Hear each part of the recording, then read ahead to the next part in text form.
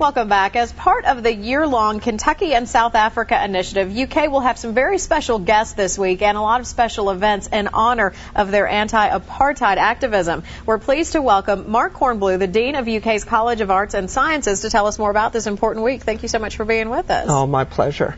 We have two of the real heroes of the South African struggle for freedom in Lexington this week, Mr. Ahmed Kathrada and Miss Barbara Hogan.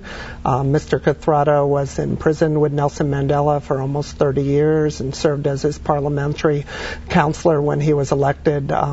He's probably one of the most beloved men in the country. It's sort of like Thomas Jefferson if Nelson Mandela is George Washington. And I know there are many different things that are going on, but one of the highlights will be when they will receive honorary degrees. Yes, the Academic Senate and the Board of Trustees at University of Kentucky have decided to award honorary degrees to both Mr. Kathrada and Miss Hogan. Miss Hogan was served as Minister of Education, Minister of Health, for South Africa, and to help the nation finally confront the AIDS crisis. And this will be open to the public. It'll be open to the public. It's Wednesday at 2 o'clock at Singletary.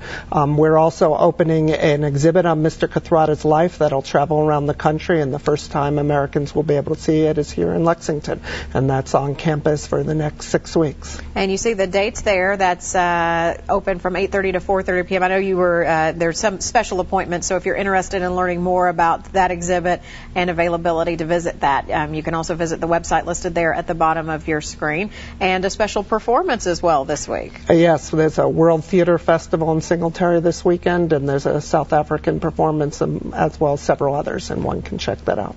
What has it meant to the university community and certainly students to have this unique opportunity to learn from some of those names that have written the history of South Africa? It's just been wonderful. We've had over 500 students in classes with South African freedom leaders and gotten to meet them, and they've really felt a sense of personal inspiration. It's really exciting. We have a whole if you go to that website, you can see lots of students have blogged and talked about what it's meant for them. We've focused on comparing Kentucky and South Africa on economic issues and social issues, so it's really brought it home for our students. Well, such a wonderful opportunity, and hopefully you'll find a way to take part in some of the many events that are taking place because of this partnership with Kentucky and South Africa through the University of Kentucky. Again, if you're interested in learning more, you can visit the website at the bottom of your screen. You'll find bios on the guests that we'll have this week and also a look at those event dates and details. Thank you so much for being with us. Thank you. We will be right back with a check of a stormy Monday forecast. Yeah, it's definitely going to be a bit stormy. We do have a slight risk of severe weather for us here in the Lexington Metro, but South Central, the moderate risk. You can see those clouds rolling in, so we'll talk about it coming up after the break.